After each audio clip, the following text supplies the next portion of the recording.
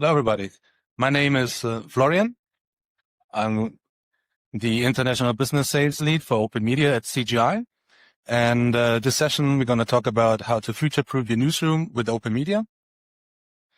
And if you're coming to the session, you're potentially thinking about changing your newsroom, upgrading your newsroom. And the most critical question is if to change, but how to change and how to not break things in the process. And especially, who can you trust with this project? So we've seen everything, everyone we know, this is not a simple software upgrade, but it's an enterprise level transformation. It's a really high stakes project because it's touching everything in your organization, from IT infrastructure, editorial workflows, your people, your culture, and most crucially, your on-air reliability. So if you change to a new system and you send black picture, that could be a problem. So who do you choose and why do you choose us, obviously? If you're the one making the decision, you need someone you can trust with this process and who has done it before, not someone who has never seen it. So in the next 16 minutes, you can tell I'm German because it's really precise. I want to give you a practical framework, how to think about it, how to attack these kind of big projects, and how to modernize your newsroom without breaking what is working. And little spoiler alert, it's not the technology, but the partner that you're choosing. That's the most important bit. So what I think many people currently are dealing with right now, your newsroom is harder than it should be. Your teams are duplicating efforts, double creating stories, and fighting a system that was built in another time when you had less outputs to serve. Now, over the last 30 years, we've been around with OpenMedia for the last 30 years. We've seen a lot of these transitions, some going well, some going not so well, but they all have something in common. Very often we attack it only by the technology side. So it's like you can compare it to an iceberg. So at the tip of it, it's obviously the newsroom platform. So everyone's happy to discuss technology, products, features, but there's a lot below it. Because let's be honest, most platforms can kind of do all the same thing, but there's more crucial part of it when you have this transition. First of all, the integration. Your newsroom is sitting at the center of everything. It touches everything. It touches your MEM system. It touches your playout system, your ingest, everything. You have a lot of complex integrations and workflows. So over the years, you've created ways of working, ways of doing things. I mean, we have customers who have lists within lists to fill out the list. And if you change something like this, you need to find a way to not break it, but to transform it into something that is actually working, but not a copy and paste, but something that's doing the same thing, but in a better way. Then, of course, we have a cultural change. So if you change the way people work, journalists, they've not signed up for change projects. They've not signed up for technology transfers. They want to meet the deadlines, get the story out, want to focus on storytelling. Even if the current system isn't really made for today's world, they know their way around, they know their flaws, they know how to work with it, they know how to work around it. So it is a big cultural change where you need to have everybody to embark. Next one is platform continuity. You need to keep working in parallel. So if you have the new one, you can't do a big bang. The stuff needs to go out, stories needs to be written, projects needs to be finalized. You need to stay on air. So it's a lot of continuity. And last but not least, compliance challenges. You need to keep everything. You need to keep track of it. Everything needs to be findable. In some countries, you need to prove what you've been on air with before you can put it on the website, for instance. So that all needs to keep working without breaking. So what's the solution to this? Obviously, story-centric workflows. You've all heard about it. So how is it working today? Today, you all seen it. You have your newsroom working on the news, on the TV news. You have your web team working on something different, pulling data from another place. You have socials team who do whatever socials team do. They want to be fast. They want to be quick. They don't really pay into the full workflow. And then somewhere else, you have the radio guys sitting and doing whatever radio does. It's always kind of a bit of a silo. And obviously, what we want to do with OpenMedia Evolve is story-centric workflow. I know you heard it before, but where did you hear it first? from OpenMedia. We developed it around 10 to 15 years ago. So what we're doing with OpenMedia Evolve, together with some of our key clients who help us who support us in developing it, we want to break down all the silos. We've seen it with some of our customers in Europe. They are really bringing together all the teams into one dedicated team per story rather than per show or per vertical. Have a system where you have in one folder, in the so-called story folder, you have all the information. You have all the video assets, all the audio assets, all the graphics, all the notes, all the talking lines, talking points. So every team can work against one source of truth and doesn't duplicate anything. Why is it important for a manager perspective? You have one source of truth. You have one source of tone. So the whole company is working on the same tone of voice, is working on the same spin, if you want. So you have full flexibility and full transparency on it. So why choose OpenMedia Evolve? Like I said, we are working together with our clients in Europe. As you've heard about, let's start off with AI, because that's the one everyone is talking about. I guess no one can hear it anymore.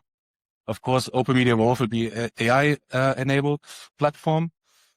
Like I said, the usual bits, summarize, translate. But as well, what we're also doing is we're working on RAG models. So we have your sources within the open media system and the adjacent systems are the sources of truth for the AI. So you really only get feedback based on what is in your system. So you don't get any hallucinations. MCP connectors. So your online teams and social media teams can get really creative in the way they work with the database. And which is really a nice feature that we're currently working on in the development phase is context-aware AI. So if you're a planner or if you're a journalist, if you're working on the evening news or a journalism show, AI will know, the AI assistant will know what you're working in which role, and will only give you information that you need that in that specific moment for that specific task. So you don't get every answer, but you get the one that you need to be really quick and fast in your story creation. Flexible deployment. We will be really flexible where we deploy. So we'll be AWS currently, but also Microsoft Azure, Google Cloud, or even on-prem if you want to. If you're a smaller operation and you would rather have a software as a service solution, we will provide this one as well. The current workflows, like I said, will be stripped down. We all know the big newsroom systems where you have all the information all at once. We're currently stripping it down to a way that you only get the information that you need in that specific moment for that specific task. So you can be really quick and focused in your work. We are doing this together with our customers. Some of our largest customers are really spending a lot of time and effort in supporting us. And of course, we have our 24/7 expert support, which is really world class, and all of our customer satisfaction questionnaires, they always get a 10 out of 10 or at least a 9 out of 10. So they're really the rock stars in the company. So that's the vision of the product. But why do we think we would be a good partner to do so? We have been building newsroom technology for the past 30 years. OpenMedia Classic runs currently in 50 installations worldwide, reaching 400 million people on a weekly basis, with 50,000 users working on the systems. And more important, as we are here in the US and we are making our first touchdown in the US, we've transferred in Europe people from US-based newsroom system over to OpenMedia. So we've seen it before. We've done the transition across all of our customers. Let's say comparable customers from side was ARD, the German Public Broadcasting Federation, 8 stations across the country with multiple workflows, multiple different newsroom, all up and running, talking about quality. Swiss, SRG, SSR, all 4 national languages running on OpenMedia, interconnected even, so they can work together on a nationwide basis if they have something local, but they have something else on nationwide news, so they can really work together in a very streamlined way. And let's go to the big ones. One of the world's largest broadcasters, global operations with hundreds of millions of viewers. So they are really working globally with OpenMedia across the globe in multiple installations, all interconnected on a daily basis. France TV, I know maybe in the US, France TV, maybe an odd choice, but they had a really global rollout across multiple territories. So it's not just France, it's in the Caribbean, it's in the Indian Ocean, it's in the Pacific. They have all their regions where they rolled out OpenMedia very successful, and they have very creative ways of working with the newsroom system, which is quite different to, let's say, the BBC or the ARD group. Why did I pick these two? Because they're comparable to the US when it comes to size and complexity. I know in the US you have a huge market with a lot of station networks. They're all interconnected. So BBC and France TV really have this very, very similar setup where we've done a really good rollout over the past few years on a global scale. If you're looking at North America, one of our dearest customers here is Chorus, one of the largest newsroom providers in Canada. A very happy reference. If you would like to have a talk with them, let me know and I'll hit you up. So when we changed them from one of the incumbent systems, they said afterwards, as we asked them for a quote for the show, obviously, but our newsroom across Canada are no longer siloed. We have dramatically improved both efficiency and transparency. So after they moved over to OpenMedia, they have now a clear view about who is doing what, how are the stories running, when is something due, who is still working on stuff. So you really have the transition, and it was a full workflow transition, a cultural shift, the way they've been working on.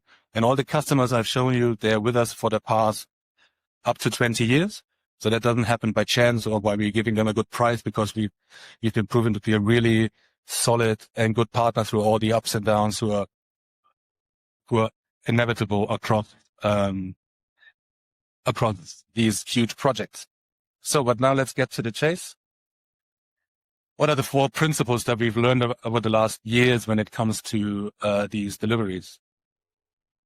So whether you work with us or not, so that these 4 core principles have been true across all the transitions that we've seen. I've personally seen a few good ones and a few not so good ones. And it's every time the same root cause. So first, don't blow up what works. You need to have a phased transition. You need to get small teams starting, then add more and more in parallel. Because the newsroom transition is one of the most complex projects you can tackle with all the existing workflows that need to be transferred, all the news projects and new workflows that are coming up. You need to do it step by step, do it in waves, and leave them time to breathe until they're ready. Don't push them over the edge if you have a project plan, but give them room to breathe, and then you have their full buy-in. Which leads me to the second, people and mindset. It's not an IT project. It's an editorial project. You need to get the buy-in from the journalists. Otherwise, they will push back. Just imagine you have people who have been working with the system, who have dedicated a lot of time and energy and heart into creating all these workflows, and now you want to change it. If you do it to them as a management direction or a technical direction, they will push back, even if the new system is much better. And the good ones and the good transformations that we've seen and that we finalized over the last few years, you could really see when you have the buy-in from the journalists, you take them on board, you give them reasons to do it, like you will be faster, you have more transparency, and you give them the freedom to create some of the workflows. Then you have their buy-in, they will push you, they will multiply the interest and the hype around the product. And we've seen it with some customers that spend a lot of time and effort on their transformation. They have a really good rollout, they're happy customers, want to even manage to get the social media team on board with the newsroom system. And others where that was just a management decision where you all of a sudden get shadow IT, Google Docs floating around, spreadsheets floating around outside of the newsroom. And then a roadmap. Yes, we will go into kind of a agile process, but you need a clear roadmap. The initial rollout may take 2, 3, 4 years, but then you need to really build a roadmap for year 4, 5, 6, 7, 8. After you had the initial rollout, you will have updates for the MUM system. You will have updates for the graphic system, new workflows that are coming up. So really need to be clear on what you will ramp up over the years. And all that, you need to have a good partner, not a vendor. So we won't be selling, you need someone who's not just selling you an installer file and then a hotline number, but you need someone who gives you confidence that it will go through the project with you over the next 5 to 6, 7 years. Because There will be ups and downs. There will be mistakes. There will be stuff not working or breaking. And you need someone you can trust that who is there, who will pick up the phone if something's not working as intended, or if you need to take another route in the project and have to reschedule the project. So these are the 4 principles how we usually work. And we can really tell if you, for customers who take the time to make a plan and take the people on board, then you will have a good system with people working enthusiastically in. So who are we? I think in the US and the media business, we are not really known entity. We are one of the largest IT and business consulting companies globally, with roughly 90,000 people worldwide. You can see here $15 billion revenue Canadian, which translates to $11.5 billion US dollars, 400 locations in 40 countries. But what does it say for the US? In the US, we have around 15,000 experts or partners, as we call ourselves, serving more than 100 clients in 40 metro markets. So if you need someone who is around, you can talk to, he will pick up the phone on your time zone. We are here. We will work with you. We will support you in business and open media business, in IT business, everything around your newsroom. And one of the things that is also really important, that's too quick. As you can see with almost 100,000 people globally, we're currently celebrating our 50-year anniversary. OpenMedia is here for 30 years.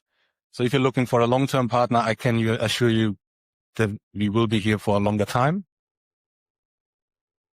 So coming to an end, if you want to talk about OpenMedia or the project, or if you even want to have a sneak peek to the current MVP that we're developing for our November release of the new OpenMedia Evolve, come find us. So I'm here all the time. We have Tracy. She's our US based subject matter specialist. She's a former journalist and a executive producer. We have Emma. She's our design lead. So if you want to have a discussion about design and new workflows, Emma is here, the person for you to talk to. Michael couldn't make it. He's off sick, but Thomas is here. If you're working on radio systems, Thomas Reis is the person to talk to. So if you want to arrange a meeting with us, just scan the QR code or sign up for our newsletter so you get all the information about the upcoming OpenMedia Evolve for the US market. That's it. Thank you very much. And if you have any question, I'm around. Thank you very much.